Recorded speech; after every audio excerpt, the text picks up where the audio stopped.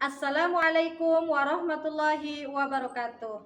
Perkenalkan, kami dari calon guru penggerak Angkatan 10 Kabupaten Lombok Timur akan menyelesaikan tugas demonstrasi kontekstual modul 2.3 tentang coaching. Saya berperan sebagai observer atas nama Eli Ermawati asal sekolah SD Negeri 1 Dasalekong. Saya berperan sebagai coach Yeni Muzianti asal sekolah SMK Negeri 2 Selong. Saya berperan sebagai Kuci atas nama Konita, berasal dari SDN 1 Rakap. Demikian, sekian. Assalamualaikum warahmatullahi wabarakatuh.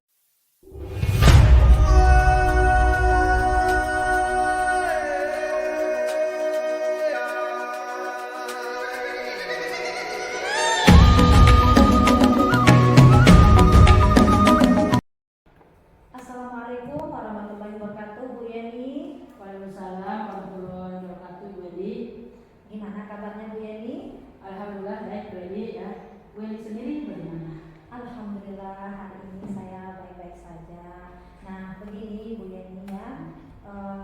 Sebelum kita melakukan coaching, sebagai awal saya akan melakukan beberapa pertanyaan nih sama Bu Yeni. Pertama-tama saya akan mendiskusikan tentang rubrik penilaian kita hari ini ya Bu.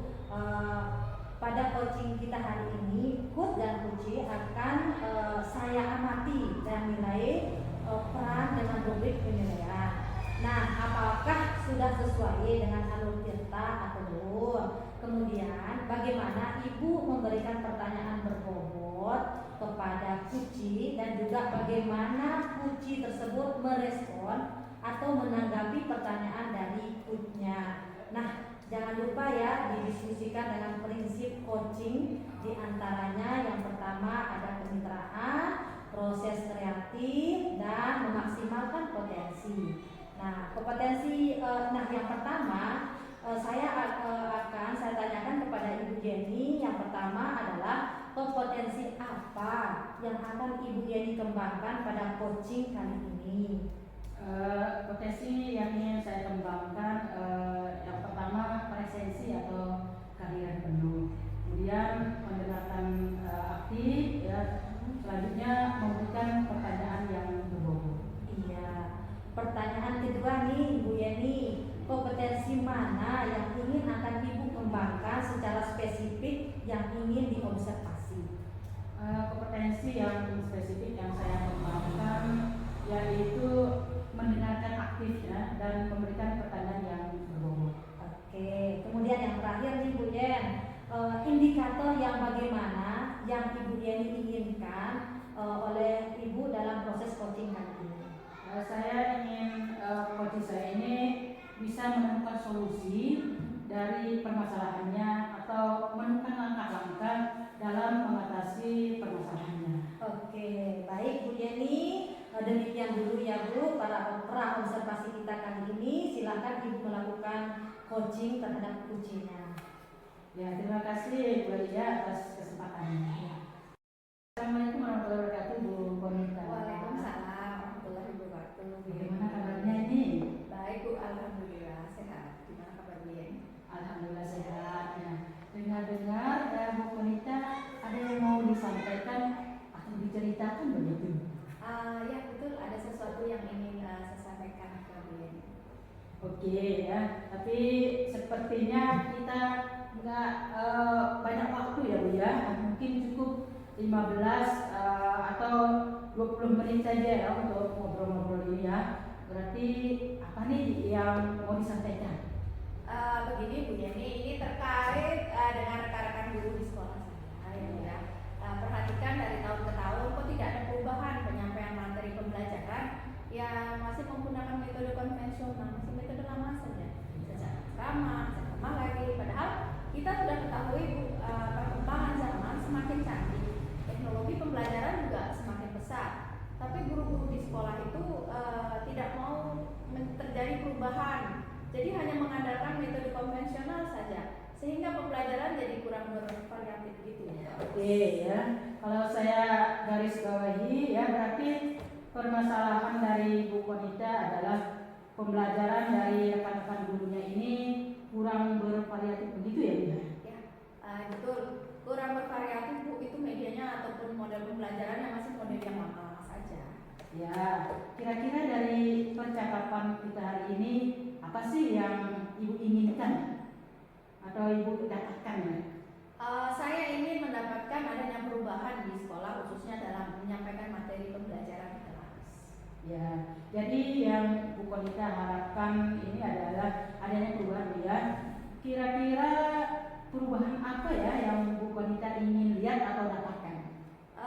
Saya ingin adanya perubahan, misalnya dalam penyampaian metodenya, model atau media pembelajarannya lebih bervariatif, misalnya saja menggunakan berbagai aplikasi-aplikasi pembelajaran seperti kuis yang sekarang sedang maraknya digunakan para guru, atau hanya sekedar membuat slide presentasi lah dari Canva, PowerPoint. Itu sudah lebih baik Bu daripada hanya mengandalkan metode ceramah di kelas itu tanpa adanya media apapun, jadi supaya lebih bervariatif lah. Oke ya, dari ya yang Ibu baru sampaikan ya, pembelajaran dengan menggunakan bervariasi ya metodenya ya, model atau media itu bisa dikatakan itu ya Bu ya, kondisi idealnya Bu dari yang berada di level 10 ya, di level 10 ini kira-kira di sekolah Bu Konita sekarang ini berada di level berapa ya? Kalau kita lihat kalau di level 10 itu idealnya ya. Sekarang kira-kira ini di sekolah Bu Konita sekarang di level berapa? Ya, idealnya di 10. Kalau di sekolah masih ada di level 5 kayaknya guru. Guru-guru senior ini memang masih kurang ada perbaikan ya. Sehingga kalau untuk level yang lebih tinggi agak sulit. Cukup di level 5 untuk saat ini. Oh iya, ya di level 5 ini Bu ya. Kondisi sekarang ini yang kira-kira di level berapa ini bisa ditingkatkan agar terlihat adanya perubahan pembelajaran yang lebih bervariatif lagi di sekolah Bu Konita. Mungkin bisa ditingkatkan sampai level 7 ya Bu. Karena kalau untuk di level yang lebih tinggi memang agak sulit, mengingat guru-gurunya kebanyakan senior. Jadi mungkin dari level 5 ke level 7 masih mungkin masih bisa ada perubahan. Ya, dari level 5 ke level 7 ya Bu ya. Kira-kira usaha apa nih yang bisa Bu Konita lakukan untuk menciptakan adanya perubahan tersebut? Sebenarnya saya juga masih memikirkan rencana atau tindakan yang bisa saya perbuat. Tapi mungkin semacam kegiatan mentoring atau seperti yang biasa saya buat, tapi mungkin semacam kegiatan pendampingan individu antara saya dengan rekan guru secara face to face, tapi bergantian seperti itu. Ya, untuk mentoring ya, nanti Ibu akan merencanakan dengan mentoring ya, atau pendampingan. Kira-kira selain itu ada tidak strategi yang mungkin pernah Bu Konita terapkan? Bisakah dan teman-teman itu ya nyaman ya, dalam penyampaiannya itu? Mungkin kalau bukan dengan mentoring, saya nanti coba konsultasikan dengan kepala sekolah, membuat semacam kegiatan pelatihan atau kegiatan workshop yang tujuannya untuk meningkatkan kompetensi guru, khususnya dalam menyampaikan materi pembelajaran menggunakan media-media yang bervariasi. Berarti Bu Konita ini ingin merencanakan ya tentang mentoring pendampingannya atau pelatihan workshop ya. Nah, dari ketiganya ini kira-kira Bu Konita untuk saat ini lebih nyaman atau lebih bisa cepat itu diselesaikan itu yang mana ya? Kayaknya yang mentoring ya Bu, karena kalau kita untuk yang pelatihan atau workshop perlu persiapan dulu yang matang sekali, perlu waktu juga yang tidak sebentar, kemudian biaya juga harus menyesuaikan biaya, dan ada narasumber juga yang kompeten di bidangnya. Mungkin yang lebih nyaman dilakukan oleh guru-guru ya mentoring dulu. Oke, sekali ya mentoring ya Bu ya. Kegiatan mentoring ini kira-kira Bu Konita memerlukan support atau memerlukan bantuan siapa ini atau bagaimana? Ya, kalau itu mungkin nanti saya minta bantuan guru-guru yang memang ahli bidang IT atau operator di sekolah. Nanti kita bisa kerjasama menggunakan pembelajaran yang sudah bervariatif. Misalnya di sekolah itu ada ide, dan juga nanti saya minta bantuan dari Pak Guru yang lain. Ya oke ya, berarti Bu Konita ingin melakukan mentoring ini dengan cara berkolaborasi ya Bu ya, dengan rekan-rekan kerjanya. Kira-kira kapan nih mau direalisasikan mentoringnya? Insya Allah secepatnya ya Bu ya.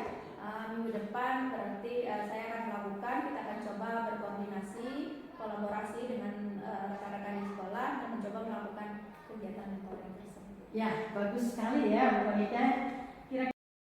Assalamualaikum warahmatullahi wabarakatuh, Bu Yeni. Waalaikumsalam warahmatullahi wabarakatuh Bu Yeni. Ya, Ibu Yeni tadi sudah melakukan coaching ya dengan Bu Konita. Nah, sebelum penutupan nih Bu Yen, saya akan menanyakan beberapa pertanyaan nih sebelum penutupan. Saya akan menanyakan pasca observasi. Yang pertama apa saja yang sudah Ibu lakukan pada saat pasca observasi ya. Nah, di sini yang Ibu lakukan pada saat melakukan coaching terkait indikator pencapaian yang Ibu inginkan. Di coaching ini saya sudah melakukan ya coaching dengan alur kita, menanyakan tujuan, kemudian identitas, rencana aksi dan tanggung jawab, sehingga alur tersebut bisa menggali coach untuk menceritakan permasalahan ya dan menemukan solusi-solusinya. Oke, Ibu Yeni, menurut saya sebagai observer ya, berlebih tadi proses coaching tadi Ibu Konita dengan Ibu Yeni sudah berjalan dengan baik sesuai dengan alur Tirta dan juga sudah berusaha menggali dengan memberikan pertanyaan-pertanyaan kepada Bu Konita sehingga Bu Konita bisa menemukan solusi dari permasalahan yang dan juga coaching juga tadi sudah dilakukan dengan prinsip-prinsip coaching. Nah, pertanyaan terakhir nih Bu Yen, sebelum kita tutup, yaitu kompetensi apa lagi yang ingin dikembangkan berdasarkan hasil melakukan coaching yang barusan dilakukan? Kompetensi yang ingin saya lakukan yaitu dengan cara lebih memahami lagi proses kita, sehingga saya nanti dapat melakukan coaching lebih baik lagi. Nah, itu ya Bu Yeni. Semoga kedepannya kita bisa melakukan coaching dengan lebih baik lagi. Demikian dulu observasi kali ini. Mari kita semoga apa yang kita lakukan hari ini bermanfaat dan kedepannya lebih baik lagi. Oke, kalau begitu saya tutup sampai di sini dulu dengan mengucapkan assalamualaikum warahmatullahi wabarakatuh. Waalaikumsalam.